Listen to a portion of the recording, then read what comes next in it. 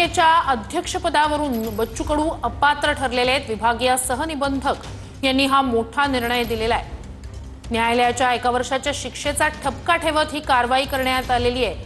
बच्चू कडूंसाठी हा मोठा दणका म्हणता येईल। अमरावती जिल्हा बँकेच्या अध्यक्षपदावरून त्यांना अपात्र करण्यात आले। अधिक या सगळ्या संदर्भात जाणून घेऊया आपले प्रतिनिधी स्वप्नील उमाप यांच्याकडून। स्वप्नील, अपडेट्स काय? नक्कीच श्रुती, बच्चू कडूंना हा मोठा दणका मानला जातो। आपल्यासोबत स्वतः बच्चू कडू फोन लाईनवर जोडले गेलेले आहेत। हॅलो बच्चू कडूजी, आमचा आवाज तुमच्यापर्यंत पोहोचतोय? हा, पोहोचतो।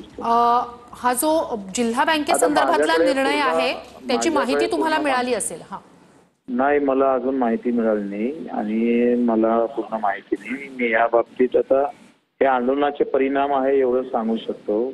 दबाव तंत्र आहे, व्यवस्थित काही करायचं नाही म्हणून हे सुरू केलेली मोहीम आहे। एकंदरीत जो जिथे होता त्यानं हे आमचं हेअरिंग घेतलं होतं, तो एका मंत्र्याचा नातेवाईक आहे, एक एवढं नक्की सांगतो।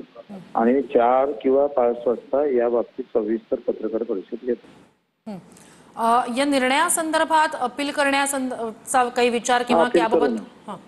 अपील करू। जर आता मला माहिती नाही नेमकी नोटीस काय आहे, काय काढलं माहिती नाही। तुमच्याकडून कुठून माहिती आली मला माहिती नाही आहे, म्हणून मी पाहतो द्या। तुम्ही आता तुमचा फोन आला तेवढं आहे मला इसलिए। तुम्हाला घेरण्याचा प्रयत्न केला जाईल या पुढच्या काळात असं एक वक्तव्य तुमचं समोर येत आहे, तर का तुम्हाला नेमकं असं वाटतंय की तुम्हाला घेरलं जाईल, अडकवलं जाण्याचा प्रयत्न केला जाईल? आंदोलन कोणी बोलू नका, आम्ही हम करो सो कायदा, बीजेपीचं ते तंत्रच आहे एकंदरीत। ईडी आणि सीडी वापराच्या विविध अवजार, विविध गोष्टी वापरून कशा पद्धतीनं ठेचाचं। इथं असं आहे का, ही म्हणजे मोगलाई परवडली तशा पद्धतीचं आहे, बोलांतर ठेचा।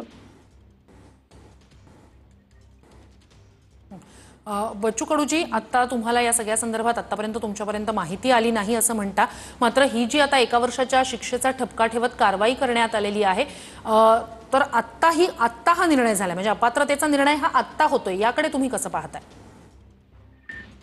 आम्ही लढू। आम्ही पहिलेच म्हटलंय का हे परिणाम आम्हाला माहीतच होते।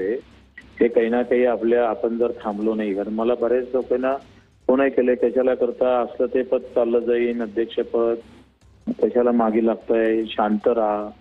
आणि शांत राहिले तर तुम्ही टिकून राहा आणि तुमचं आयुष्य चांगलं जाईल। ते अशा गोष्टी चालूच होत्या। सगळं एकूण माहिती देणं, आम्हाला सांगणं, विविध धमकावण्याच्या ज्या बाबी आहेत त्या चालूच होत्या।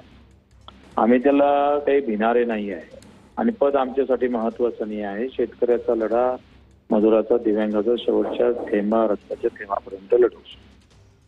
नक्कीच। धन्यवाद बच्चू कडूजी, तुम्ही आमच्याशी संवाद साधलात त्यासाठी।